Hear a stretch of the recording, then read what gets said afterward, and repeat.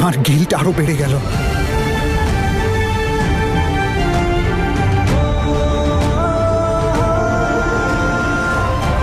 তনু, এসব কিছু আমার জন্য হয়েছে তনু, আমার জন্য তুমি নিজের বাড়ি ছেড়ে এইখানে এসেছো তনু। কিন্তু আজ আমি একটা কথা বলতে চাই তোমাকে। জেসমিন আমার জীবনে পুনরায় ফিরে আসার আগে যেই সময়টা আমরা কাটিয়েছিলাম, সেই সময়টা পুরো তোমার মতন ছিল, একদম সত্যি।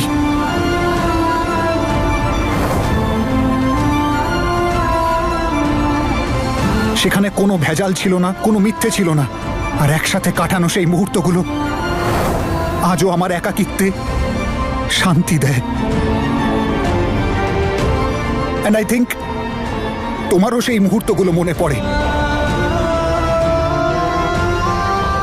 আর তনু, আমি এইসব কথা তোমায় এই কারণেই বলছি, কারণ তুমি যেন জানতে পারো যে যেই তোমার সাথে ভুল করে থাকুক না কেন, সেটা জেসমিন হোক বা আমি, সে তাদের পাপের কর্ম ভুগছে। আর এখন আমি শুধু এটাই চাই যে তোমার কোনো সিদ্ধান্ত কোনো মিথ্যে বা কোনো ভুল ধারণার বসে যেন না হয়। অঙ্গ চাই তো এইসব যেন আমি তোমায় কোনোদিনও না বলি, কিন্তু আমার মনে হলো যে এই কথাগুলো জানা তোমার দরকার, তোমার জন্য। এবং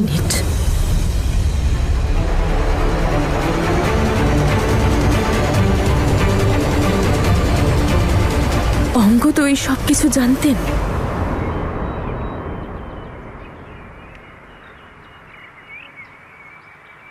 হ্যাঁ,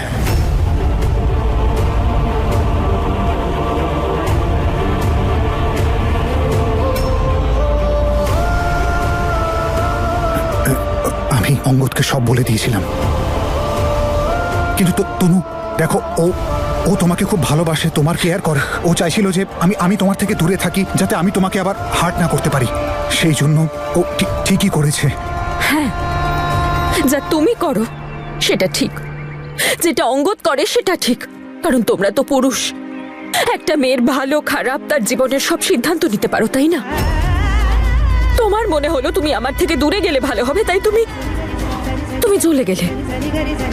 অঙ্গদের মনে হলো আমি ওনার সাথে ভালো থাকবো, তাই উনি অধিকার দেখাতে শুরু করলেন। ওয়াও, গড সেক বীর, আমার এত ভালো ভেবো না।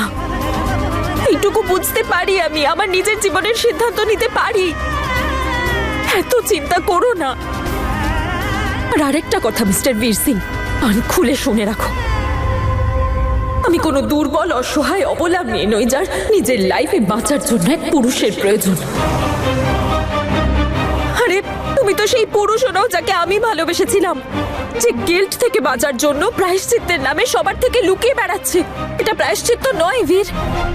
প্রায়শ্চিত্ত তো সিচুয়েশনকে ফেস করলে হয়, সিচুয়েশনের সাথে লড়াই করলে হয়। সিচুয়েশন থেকে পালানোর নাম প্রায়শ্চিত্ত নয়। যেটা তুমি করছো সেটা প্রায়শ্চিত্ত নয়।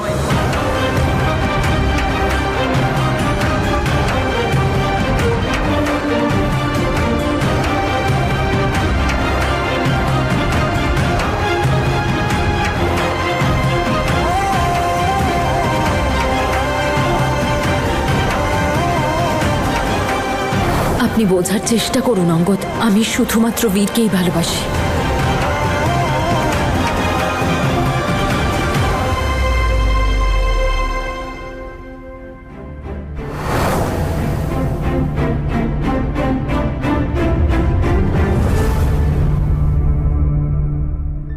স্যার চা তো আমি আনতে বলিনি স্যার। এটা আদা দেওয়া। আমার কি সর্দি লেগেছে নাকি? ভালো হয়েছে স্যার, একবার খেয়ে দেখুন না স্যার। আরে আমি চা খাবো না। খেয়ে নিন না স্যার, চাটা খেয়ে আপনার ভালো লাগবে। বুঝতে পারছিস না? তুই আমায় বলবি যে কিসে ভালো ফিল করবো? Take the tea and get out. যা বেরো। থ্যাংক ইউ নরেশ, চা ওখানেই রেখে দাও, তুমি আসতে পারো। তনু ম্যাডাম, আপনি কি হলো অঙ্গদ? আপনি নিজের ইচ্ছের বিরুদ্ধে এক কাপ চা খেতে পারেন না আর এক্সপেক্ট করেন আমি আপনার ইচ্ছেতে আমার গোটা জীবনটা কাটাবো? কেন? যা বলবেন সাফ সাফ বলুন তনু ম্যাডাম। ঠিক আছে, পরিষ্কার করে বলছি। আপনাকে এই অধিকার কে দিয়েছে যে আপনি ডিসাইড করেন যে আমার বীর আর জ্যাসমিনের ব্যাপারে কিছু জানা উচিত কি না? সবকিছু জানতেন, তাও এত বড় কথাটা আমার কাছে লুকিয়েছেন কোন অধিকারে অঙ্গদ? আমি আপনাকে অনেকবার বলেও ছিলাম যে কেন জানি না আমার মনে হচ্ছে যে বীর এখানেই কোথাও আছে। আপনি কিছু বলেননি কেন অঙ্গদ? আপনি ভুল ভাবছেন তনু ম্যাডাম। আমি যা কিছুই করেছি এই জন্যই করেছি যে আমার মনে হচ্ছে সেটা আপনার জন্য ঠিক। আর আমি যেটা ভেবেছিলেন অঙ্গদ যে তনুর জন্য আমি একাই ডিসাইড করব কোনটা ঠিক কোনটা ভুল? আমি কোনো অসহায় দুর্বল অবলা মেয়ে যে নিজের ভালো মন্দ বুঝতে পারে না? না না না তনু ম্যাডাম, আপনি অন্য মানে বের করছেন আমার কথাটা। হ্যাঁ, তো সেটা আমি ডিসাইড করব অঙ্গদ যে আমার কোনটা জানা উচিত আর কোনটা নয়। সবাই শুধু আমার জীবনের সিদ্ধান্ত নিয়ে চলেছে। মা বাবা ওনাদের মনে হলো পরিবারের সম্মানের জন্য আমার বিয়ে করিয়ে দেওয়া উচিত, তাই করিয়ে দিলেন। তারপর জ্যাসমিন, ওর ভালোবাসা জেগে উঠলো। ওর মনে হলো না বীর শুধু ওর, তাই বীরকে আবার পাওয়ার জন্য উল্টোপাল্টা কাজ শুরু করে দিল। তারপর বীরের বাবা নিজের গিল্ট থেকে বাঁচার জন্য আমার বিয়ে আপনার সাথে দেওয়ার চেষ্টা করলেন। এবার আপনি তো আমার বন্ধু ছিলেন না? আপনার তো আমাকে সাপোর্ট করা উচিত ছিল, এইভাবে আমার জীবনের সিদ্ধান্ত নেওয়া নয়। কেন করলেন অঙ্গদ? আমি শুধু এইটুকুই জানি যে বীরের জন্য আপনাকে আমি কষ্ট পেতে দেখেছি, আর সেটা আমি সহ্য করতে পারি না কখনো। আর বীরের ভরসা নেই। আবার যদি আপনার সঙ্গে ওরকমই কাণ্ড করে যেটা আগে করেছিল, তাহলে বলুন না কি করবেন? বীর সবকিছু সহ্য করে এখানে ছিল যাতে আমি জানতে না পারি যে ও রামপুরে আছে। ও আমার খুশির ব্যাপারে ভেবেছে। আমার খুশির জন্য ও এত কষ্ট সহ্য করে গেছে। আর যে মিথ্যে কথা বললো সেটা ওটা কিছু না। বীরের মিথ্যে হলো স্যাক্রিফাইস, আর আমার মিথ্যে গদ্দারি।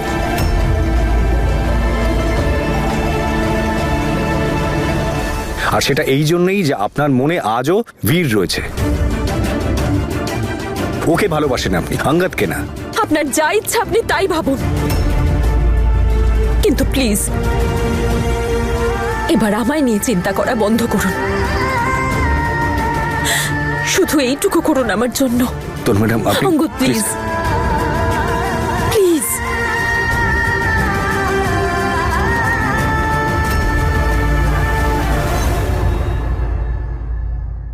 আরে দেখো আমি কি নিয়ে এসেছি। আরে বাহ, এটা হলো স্পেশাল রাবড়ি, যা শুধু এই সময়ই পাওয়া যায়।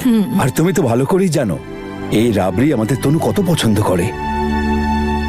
জানি না যে আমাদের তনু এবারে আমাদের সঙ্গে থাকবে কি না। এবারে তো এই উৎসবটা পালনের ইচ্ছেই নেই। বীরের তো নতুন বিয়ে হয়েছে, ভেবেছিলাম খুব ধুমধাম করে পালন করব, কিন্তু ও তো গিয়ে ফোনই করলো না। মা, বান্টির ভাই কানাডা যাচ্ছে না? হ্যাঁ, বীরের জন্য তিলের নাড়ু পাঠিয়ে দিই ওর হাত দিয়ে। ওটা খুব ভালোবাসে আমার বীর। আচ্ছা, কিন্তু পাঠাবে কোন ঠিকানায়? তোমার ছেলে ঠিকানা পাঠিয়েছে? ঠিকই বলেছ গো, পাঠাবো কোন ঠিকানায়। ঠিক আছে, এবারে আমি তিলের নাড়ু বানাবোই না। সে কি, কেন বানাবে না? আমরা তো উৎসব করব, বাকি বাচ্চারাও তো আছে। অবশ্যই, তনুও তো পছন্দ করে তিলের লাড্ডু। হ্যাঁ, তবে ঠিক আছে, তনুর জন্যই বানাও। আমি ফোন করে দিচ্ছি, ওদের চলে আসতে বলবো।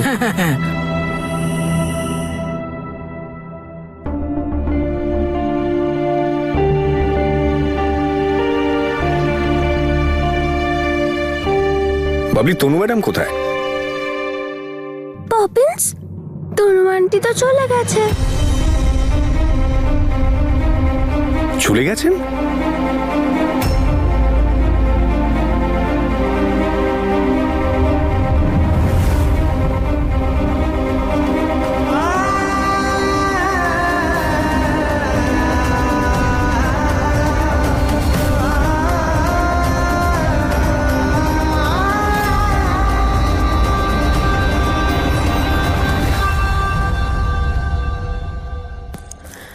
অঙ্গদ, আমি চলে যাচ্ছি। হয়তো সময় এসে গেছে যে আমরা সবাই নিজের অস্তিত্বটা খুঁজে পাই। আপনি আমায় অনেক সাহায্য করেছেন, তার জন্য থ্যাংক ইউ। আপনি নিজের খেয়াল রাখবেন। আর রিয়ার জন্য আমি একজন খুব ভালো নানি দেখেছি, কালকেই পৌঁছে যাবে।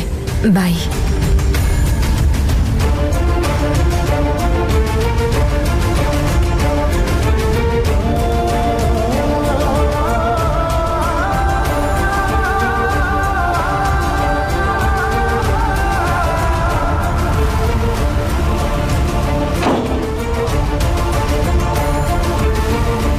না বলে আপনার যাওয়াটা উচিত হয়নি, যাওয়া উচিত হয়নি আপনার, না বলে যাওয়া উচিত হয়নি আপনার, যাওয়া উচিত হয়নি আপনার, না বলে। তনু ম্যাডাম, কেন গেলেন আপনি এইভাবে?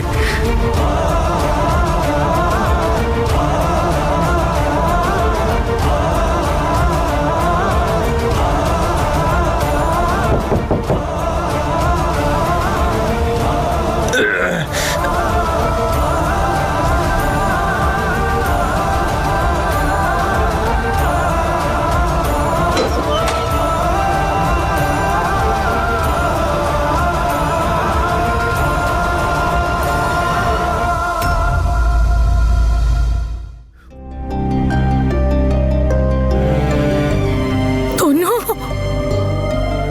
তনু, তনু আমার সোনা।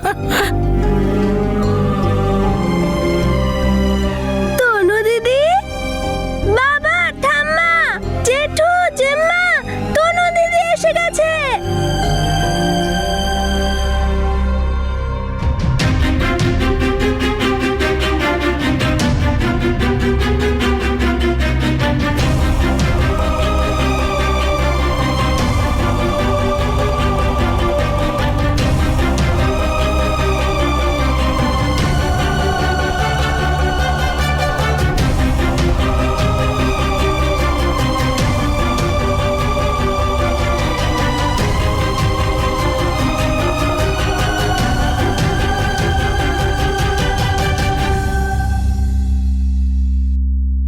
কি করো না তুমি?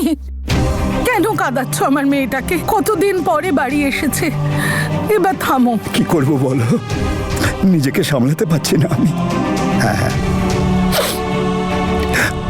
কিন্তু মা, তুই তো বলেছিলি আসবো না, না? তাহলে হঠাৎ এইভাবে?